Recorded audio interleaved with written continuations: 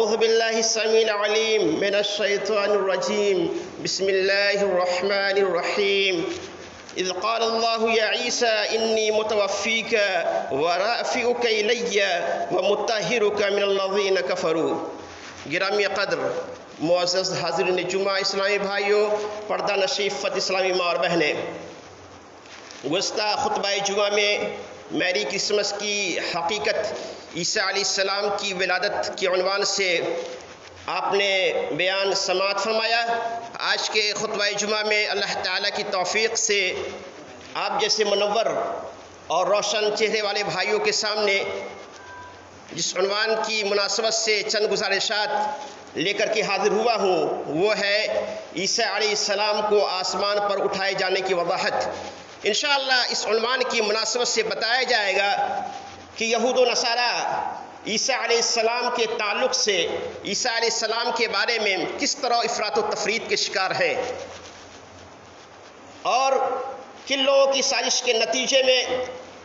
رومی کافروں نے عیسیٰ علیہ السلام کو پھانسی دینے کا فیصلہ کیا۔ اسی طرح اس عنوان کی مناسبت سے بتایا جائے گا کہ اللہ تعالیٰ نے عیسیٰ علیہ السلام کو زندہ آسمان پر کیوں اٹھایا۔ لیکن ان سب کی وضاحت سے قبل میری آپ سے اور ہر ان بھائیوں اور بہنوں سے جن تک اللہ تعالیٰ میری آواز پہنچا رہا ہے، ایک اپیل ہے کہ آج 2021 عیسوی کا آخری دن ہے۔ آج ہماری زندگی کا 1 سال کم ہو گیا۔ آج کا دن گزشتہ اعمال کے احتساب کا دن ہے۔ آج کی رات گزشتہ سال میں کیے گئے گناہ کا اللہ تعالیٰ سے توبہ استغفار کا دن ہے۔ آج کی رات اپنے اعمال کی بدعمالیوں پر رونے کی رات ہے۔ لیکن بجائے اس کے کہ آج کی رات ہم اپنے اعمال کا جائزہ لیں، آج کی رات ہم اپنے اعمال کی بدعمالیوں پر روئیں، آنے والی رات 31 نائٹ کے نام پر نہ معلوم لوگ کن کن برائیوں کا ارتکاب کریں گے، ناچ گانے کی محفلیں سجائیں گے، شراب کے اڈوں پہ جائیں گے۔ کہا جاتا ہے کہ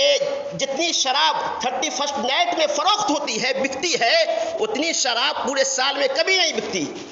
جو لوگ شراب پینے والے نہیں، جو شراب کی عادی نہیں ہے، وہ لوگ بھی 31 نائٹ میں انجوائے کے لیے شراب پیتے ہیں، اور شراب کے نشے میں وہ کام کرتے ہیں جو کام وہ کبھی نہیں کیے۔ یعنی شراب کے نشے میں بدکاری بے حیائی اور فحاشی کا ارتکاب کرتے ہیں، عورتوں کی عزت سے کھلواڑ کرتے ہیں اور کھلے عام برائیوں کا ارتکاب کرتے ہیں۔ لہذا میری آپ سے یہ التجا ہے کہ 31 نائٹ میں آپ بالکل بے حیائی فحاشی کے قریب نہ جائیں، فحش کاموں کے قریب خود بھی نہ جائیں، اور اپنے دوست و احباب کو بھی فحش کاموں کی طرف جانے سے منع کریں، اور کسی کے بہکامے میں آ کر عام دنوں میں عموماً اور 31 نائٹ میں خصوصاً ایسا کام نہ کریں جو کام رب کی ناراضی کا ذریعہ۔ کیوں؟ اس لیے کہ اللہ تعالیٰ نے آپ کی جان، آپ کی مال کو جنت کے بدلے خرید لیا ہے۔ آپ نے اللہ سے جنت کا اپنی جان اور مال دے کر سودا کیا ہے، جیسا کہ سورہ توبہ سورہ نمبر 9 کی آیت نمبر 111 میں اللہ نے فرمایا، ان اللہ اشتری من المؤمنین انفسهم واموالهم بان لهم الجنہ، کہ اللہ تعالیٰ نے مومنوں سے ان کے جان اور مال کے بدلے جنت کا سودا کر لیا ہے۔ لہذا باری تعالیٰ سے دعا ہے کہ اللہ سبحانہ و تعالیٰ عام دنوں میں عموماً اور 31 نائٹ میں خصوصاً تمام مسلمانوں کو ہر طرح کی فحاشی، بے حیائی، بدکاری سے محفوظ رکھے، آمین۔ تو آج کے خطبہ جمعہ کا جو عنوان ہے، اس کا پہلا جز ہے کہ عیسیٰ علیہ السلام کے تعلق سے یہود و نصارہ کس طرح افراط و تفریط کے شکار ہیں۔ اس طرح افراط و تفریط کے شکار ہیں کہ یہودیوں نے عیسیٰ علیہ السلام کی تنقیص کی اور انہیں ولد الزنا یعنی حرام لڑکا قرار دیا، اور کہا کہ حضرت مریم نے یوسف نجار سے نعوذ باللہ بدکاری کی، جس کے نتیجے میں عیسیٰ علیہ السلام کی ولادت ہوئی۔ حالانکہ آپ گزشتہ خطبہ جمعہ میں سن چکے ہیں کہ اللہ تعالیٰ نے یہ عیسیٰ علیہ السلام کو بغیر باپ کے حضرت مریم علیہ السلام کے بطن سے معجزانہ طریقے سے پیدا کیا۔ اسی طرح عیسائیوں نے عیسیٰ علیہ السلام کی شان میں غلو کیا، اس قدر جناب علی غلو کیا، اس قدر غلو کیا کہ عیسائیوں نے عیسیٰ علیہ السلام کو اپنا رب بنا لیا۔ حالانکہ اللہ کے علاوہ کسی کو رب بنانا یا کسی کو معبود سمجھنا یہ کفر ہے، کھلا ہوا کفر ہے، جیسا کہ اللہ سبحانہ و تعالی بیان فرماتا ہے لقد کفر الذین قالوا ان اللہ هو المسیح ابن مریم، سورہ مائدہ سورہ نمبر 5 کی آیت نمبر 72 میں اللہ تعالیٰ فرماتا ہے تحقیق کہ وہ لوگ کافر ہو گئے جن کا قول ہے کہ مسیح ابن مریم، مسیح کہا جاتا ہے عیسیٰ علیہ السلام کو، کہ جن کا قول ہے کہ مسیح ابن مریم ہی اللہ ہے۔ وقال المسیح یا بنی اسرائیل اعبدوا اللہ ربی وربکم، حالانکہ خود مسیح علیہ السلام نے ان سے کہا تھا کہ یا بنی اسرائیل، اے اسرائیل سنو، اعبدوا اللہ ربی وربکم، اس اللہ کی عبادت کرو جو میرا تمہارا سب کا رب ہے۔ لیکن اس کے باوجود عیسائیوں نے نہ صرف عیسیٰ علیہ السلام کو بلکہ ان کی والدہ محترمہ حضرت مریم علیہ السلام کو بھی اپنا معبود بنا لیا۔ اس طرح سے عیسائی 3 خداؤں کے قائل ہیں اور کہتے ہیں اللہ 3 میں کا تیسرا ہے، جیسا کہ اس کے بعد والی آیت میں اللہ نے فرمایا لقد کفر الذین قالوا ان اللہ لقد کفر الذین قالوا، تحقیق کہ وہ لوگ بھی کافر ہو گئے جو کہتے ہیں کہ اللہ 3 میں کا تیسرا ہے۔ اسی طرح عیسائیوں کا یہ عقیدہ ہے کہ عیسیٰ علیہ السلام یہ اللہ کے بیٹے ہیں، یہ ہمارے معبود ہیں، اور انہوں نے سولی پر جان دے کر، پھانسی پر جان دے کر تمام انسانوں کے گناہوں کا کفارہ ادا کر دیا ہے۔ حالانکہ حدیث میں ہے کہ عیسیٰ علیہ السلام جب قرب قیامت کے وقت آسمان سے نزول فرمائیں گے تو اعلان کریں گے کہ نہ میں اللہ کا بیٹا ہوں، نہ میں نے صلیب پر جان دی، نہ میں کسی کے گناہ کا کفارہ بنا، اور نہ میں نے سور کو حلال کیا۔ تو یہ دوسرا جز ہے کہ کن لوگوں کے سازش کے نتیجے میں رومی کافروں نے عیسیٰ علیہ السلام کو پھانسی دینے کا فیصلہ کیا۔ تو یہودیوں کی سازش کے نتیجے میں عیسیٰ علیہ السلام کو رومی کافروں نے پھانسی دینے کا فیصلہ کیا۔ یہودی یہ ہر دور میں، نبی صلی اللہ علیہ وسلم کے دور میں ہی نہیں بلکہ نبی صلی اللہ علیہ وسلم سے پہلے ہر دور میں، نبی صلی اللہ علیہ وسلم کے وقت بھی، اس سے پہلے بھی، اس کے بعد بھی، ہر دور میں یہودی نبیوں کا، اسلام کے ماننے والوں کا دشمن رہا ہے۔ اور یہ ہماری بدقسمتی ہے مسلمانوں کہ ہم اپنے یہودیوں ہم اپنے دشمن یہودی کے حرکات سکنات، اس کے نقل و حرکت، اس کے پوشاک، اس کے لباس، اس کے رہن سہن، اس کے اخلاق و اطوار کو اپنانے میں ہم فخر محسوس کرتے ہیں۔ اللہ اکبر، یہاں تک کہ ہمارے نوجوان برادران بھی یہودی کٹ بال رکھنے میں فیشن سمجھتے ہیں، اور عورتیں بھی شوق سے اپنے بچے کو یہودی کٹ بال کٹواتے ہیں۔ لہذا یہ بہت شرم کی بات ہے کہ جو ہمارے دشمن ہیں، جو ہمارے اسلام کے دشمن ہیں، جو ہمارے نبیوں کے دشمن ہیں، جنہوں نے ہر دور میں اسلام کو نقصان پہنچایا، اس کے اخلاق و اطوار اور پوشاک کو ہم اختیار کرنے میں فخر محسوس کرتے ہیں۔ لہذا ہمیں چاہیے کہ ہم ہوش کی ناخن لیں اور غیر قوموں کی مشابہت اختیار نہ کریں، اور جس سے ہم نفرت کرتے ہیں ان کے پوشاک سے، ان کے رہن سہن سے، ان کے اخلاق و اطوار سے بھی ہم نفرت کریں۔ تو یہودیوں کی سازش کے نتیجے میں عیسیٰ علیہ السلام کو رومی کافروں نے پھانسی کی سزا سنائی اور پھانسی دینے کا فیصلہ کیا۔ عیسیٰ علیہ السلام کے زمانے میں شام کا علاقہ رومیوں کے زیر نگی تھا، اور یہاں ان کے طرف سے جو بادشاہ مقرر تھا وہ کافر تھا۔ یہودی اس تگ و دو میں تھے کہ کون سا ایسا حربہ اختیار کیا جائے، کون سا ایسا چال چلا جائے جس کے وجہ سے عیسیٰ علیہ السلام کو پھانسی دے دی جائے۔ لہذا یہودیوں نے شام کے علاقے کا جو حکمراں تھا، جن کے ہاتھ میں حکومت کی باغ و ڈور تھی، ان سے عیسیٰ علیہ السلام کے خلاف اس حکمراں کے کان بڑھ دیے کہ نعوذ باللہ یہ بغیر باپ کے فسادی ہیں، لڑاکو ہیں، یہ ملک میں فساد پیدا کرتے ہیں، لہذا اسے پھانسی دی جائے۔ تو حکمران نے یہودیوں کے مطالبے پر عیسیٰ علیہ السلام کو پھانسی دینے کا فیصلہ کر لیا۔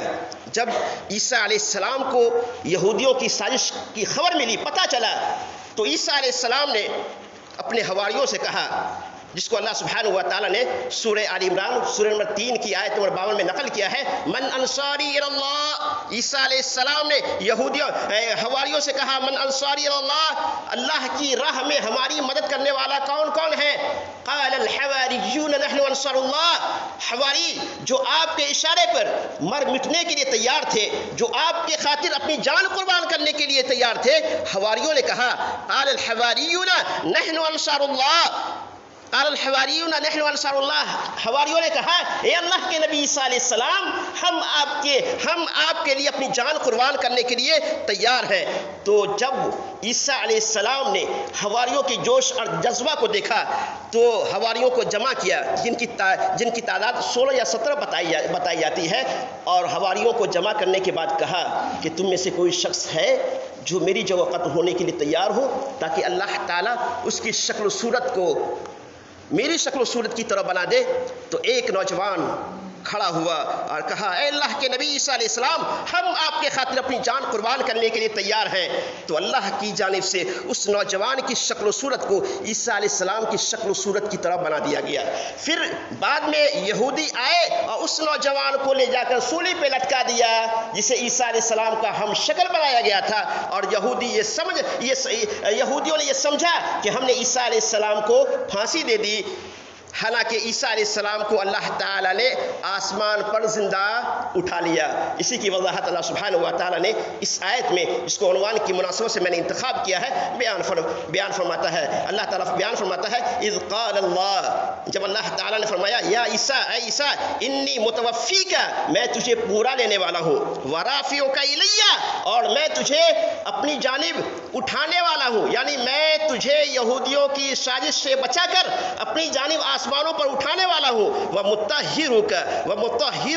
من الذین کفروا، اور تجھے کافروں سے پاک کرنے والا ہوں، یعنی کافروں نے تمہارے اوپر جو الزامات لگایا ہے، میں ان الزامات سے تجھے پاک کرنے والا ہوں۔ تو عیسیٰ علیہ السلام کو اللہ نے آسمان پر اٹھا لیا، لیکن ابھی بھی یہودی عیسائی بھی سمجھتے ہیں کہ عیسیٰ علیہ السلام کو، ہمارے نبی عیسیٰ علیہ السلام کو پھانسی دے دی گئی، حالانکہ عیسیٰ علیہ السلام دوسرے آسمان پر ہے۔ پہلے آسمان پر حضرت ابراہیم حضرت آدم علیہ السلام، اور دوسرے آسمان پر حضرت عیسیٰ علیہ السلام ہے۔ تو عیسیٰ علیہ السلام دوسرے آسمان پر باحیات ہے، اور قرب قیامت کے وقت عیسیٰ علیہ السلام جب نازل ہوں گے تو عیسیٰ علیہ السلام اپنے دست مبارک سے دجال، جو اپنے آپ کو رب ہونے کا دعویٰ کرے گا، قرب قیامت کے وقت دجال کو اپنے ہاتھ سے قتل کریں گے۔ لہذا حدیث میں آتا ہے کہ دجال 40 روز کی مدت میں پوری دنیا کا چکر کاٹ کر جب دمشق پہنچے گا تو حضرت امام مہدی پہلے سے دمشق میں موجود ہوں گے اور دجال کے ساتھ آخری معرکہ لڑنے کی تیاری کر رہے ہوں گے۔ اسی دوران نماز فجر سے پہلے، اسی دوران صحیح حدیث میں ہے کہ اسی دوران نماز فجر سے پہلے 2 فرشتوں کی مدد سے 2 فرشتوں کے کندھوں پر ہاتھ رکھ کر حضرت عیسیٰ علیہ السلام دمشق کی جامع مسجد کے شرقی منارہ پر نازل ہوں گے۔ جب وہ آئیں گے تو چونکہ نماز فجر کا وقت رہے گا، تو حضرت امام مہدی حضرت عیسیٰ علیہ السلام سے درخواست کریں گے کہ آپ نماز فجر کی امامت فرمائیں، آپ کی موجودگی میں میرے لیے مناسب نہیں کہ میں امامت کروں، لہذا اے اللہ کے نبی عیسیٰ علیہ السلام نماز فجر کی امامت فرمائیں۔ عیسیٰ علیہ السلام کہیں گے کوئی حرج کی بات نہیں، آپ خود امامت فرمائیں۔ عیسیٰ علیہ السلام کی اصرار پر حضرت امام مہدی نماز فجر کی امامت فرمائیں گے، اور ان کی امامت میں حضرت عیسیٰ علیہ السلام اور مسلمان نماز فجر ادا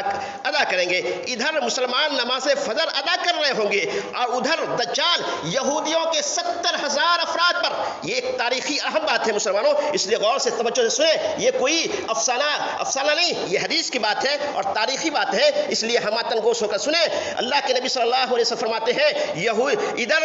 ادھر مسلمان نماز فجر ادا کر رہے ہوں گے، ادھر یہودی 70,000 افراد پر مشتمل لشکر لے کر شہر کا محاصرہ کیا ہوگا۔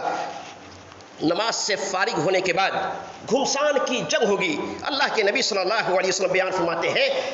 کہ عیسیٰ علیہ السلام کے سانس کی ہوا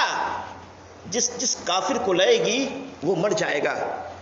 ان کی سانس کا اثر وہاں تک پہنچے گا جہاں تک ان کی نگاہ پہنچے گی۔ دجال جو اپنے آپ کو رب ہونے کا دعویٰ کرتا تھا، جو یہ دعویٰ کرتا تھا کہ میرے ہاتھ میں جنت بھی ہے جہنم بھی، عیسیٰ علیہ السلام کی بہادری کو دیکھے گا تو وہ بھاگنے کی کوشش کرے گا۔ عیسیٰ علیہ السلام تعاقب کریں گے اور لد کے مقام پر، جہاں ابھی اسرائیل کا ایئرپورٹ ہے،